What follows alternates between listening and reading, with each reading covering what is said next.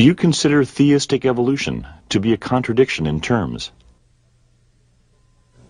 Theistic evolution is a contradiction in terms as the words are used in our society.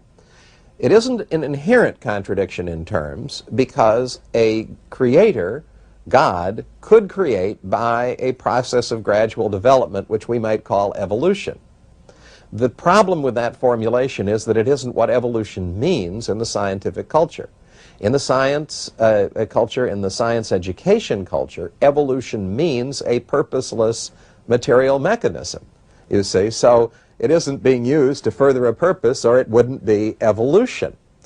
So the people who call themselves theistic evolutionists have either missed this or have decided to blind themselves to it. You see, they talk about evolution as if it just meant a gradual process that a creator could use in furtherance of his purpose. And to people who don't know any better, that sounds logical. But what they don't realize or don't tell their audiences is that that isn't what the science education world means when it uses the term evolution. They mean something that has no purpose and that excludes the creator by definition. So as used in our culture, theistic evolution is, as they say, an oxymoron, a self-canceling, incoherent term. As a result, it's used primarily to lull the theists, Christians, Jews, or whatever, into acquiescence. You see, don't worry about it because we can make these two things consistent. Well, in fact, the people who really control science education are laughing at that because they know that, in fact, at a deeper level, evolution, as they mean to teach it to everybody's children, is not compatible with theism in any meaningful form. Remember those words, factual reality.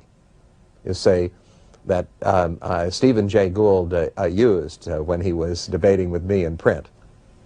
Everything that is in factual reality is natural, is material, is within the ken of science. What's outside of science is imaginary.